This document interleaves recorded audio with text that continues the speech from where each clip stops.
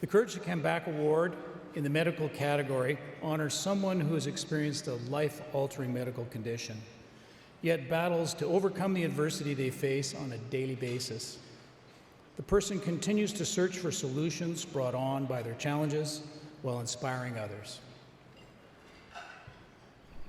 I'm used to being the one that's generally left out. I'm used to being the one that needs to sit on the sidelines and cheer from, from the house or from somewhere else. And I try to not let it affect me, but there are many, many times where I spend birthdays and events and family occasions and special events and other special occasions alone. And that's not easy. Most of the people in my life, they know I have an immune problem, they know I spend a lot of time in the hospital, but that's sort of it.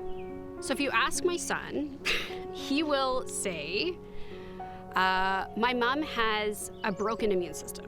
So, and then the kids at school would say, well, what's an immune system? And basically he would say, well, if she gets sick, she doesn't know how to get better. So I was born with what they called at the time hypogammaglobulin anemia, which is a type of primary immune deficiency. So basically what that means, that my immune system sort of never developed properly, even before I was born, and so I don't have the ability in my white blood cells to fight any sort of infection properly. Small infections like a common cold or like a urinary infection or bronchitis or whatever turns into a much bigger infection that requires multiple types of antibiotics, intravenous antibiotics, hospitalizations, and it can go on for a long time. Isolation is hard. It's really hard. And I feel like I've dealt with that many times in my life. Pregnancy was a big one. And I spent 5 months as an inpatient while pregnant with my son. I had a superbug that we could not treat while I was pregnant. And then it happened again with my daughter. This time it was with kidney infections. And I've always been quite restricted, more so since I've been pregnant and had my kids.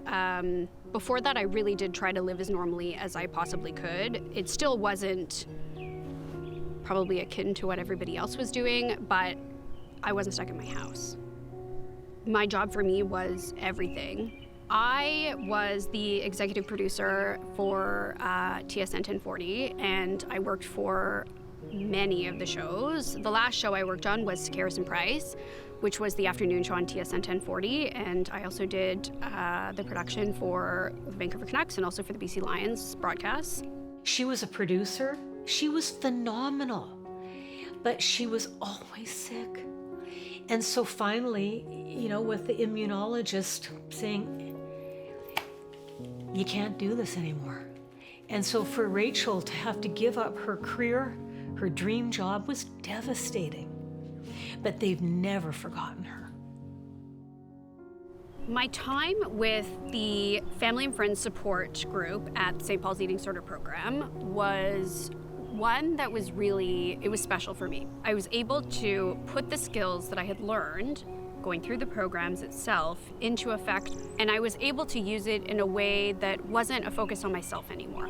And it was a focus for helping patients and their families during a time where nobody really knows how it's gonna go. And I have been through it, I know what it's like, but being able to come in there and not only support the people in the group, but also for my mom and I to be able to support each other was something that made me feel like it kind of came full circle. Her illness is very invisible. So it's quite hard to realize sometimes what exactly is going on with her and how much she has to fight every day just to get out of bed and get on with her life. There are days where I look in the mirror and I'm like, what? This is just too much. Like it's not what I ever imagined for myself. It's not what I imagined for my family. It's not easy. And, I hope that with time and advances in science and technology and research that maybe my life can be different or less restrictive. I think the driving force that helps me keep going is 100% my family. Without fail, like, they are my reason for why I do everything. And I'm so grateful to technology because there are many, many, many days where I am singing my kids to sleep at night over video chat, and at least we can talk and say goodnight, and I can be there for them as best as I possibly can. I think without them, I don't know. I don't know where I would be. I think I am not a person that gives up easily. I am not a person that likes to admit defeat. I will keep going. I will always keep going, but I'm very glad that I have a reason why.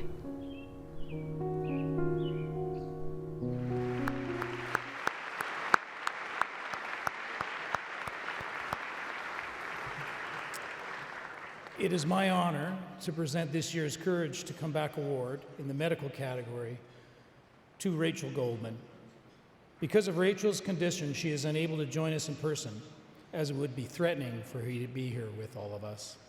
So please welcome Rachel's father, Paul, to accept this award on her behalf.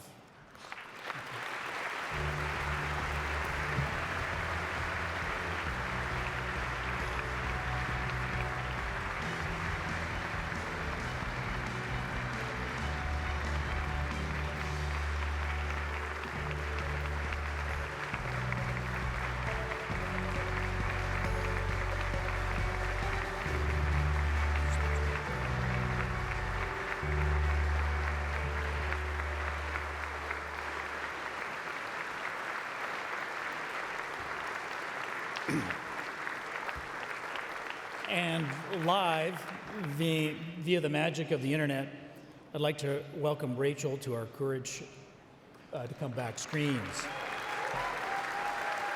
Hi, I'm Rachel. 40 months.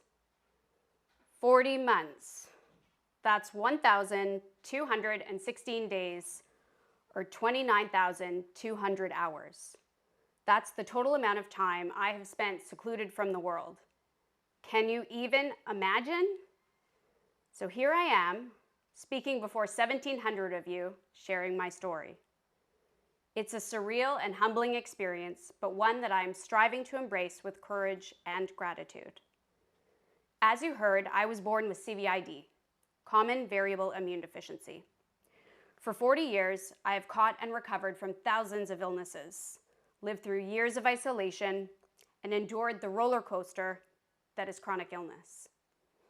A common cold is never just a cold. It's a sinus infection that leads to intravenous antibiotics. It's a kidney infection that leads to weeks or months in an isolated hospital room. It's my body triggering anaphylaxis to the antibodies being infused into me. Challenging? Absolutely. Not being able to be there with you tonight to receive this amazing award in person is just one more of these challenges. I have my incredible father there to accept this award on my behalf. Now, due to his attendance in my place, we will have to stay apart for at least 72 hours in hopes of minimizing my infection risk. Life-altering? Most definitely. What it hasn't done is stop me from doing the best I can to live my life within the realm of what I can make possible, not what seems impossible. Like I said, this is my life, my complicated, unpredictable, beautiful life. I would not be here without the unwavering love and support of my husband, 2 children, and my parents. Thank you to my family and friends for always lifting us up, to my Aunt Laura for this nomination, and to everyone at Coast Mental Health and the Courage to Come Back Awards for their support and guidance. Lastly, to my care team, thank you. Thank you for never giving up on me, for sitting with me, for crying with me, and most importantly, for being my friends. Now, to all of you, thank you for being a part of my journey. Let us all embrace the courage to come back, the strength to persevere, and the hope to inspire change. I promise to never give up, to always keep fighting, and to advocate relentlessly for better treatment, care, and support for individuals with immunological diseases and chronic illness. Thank you.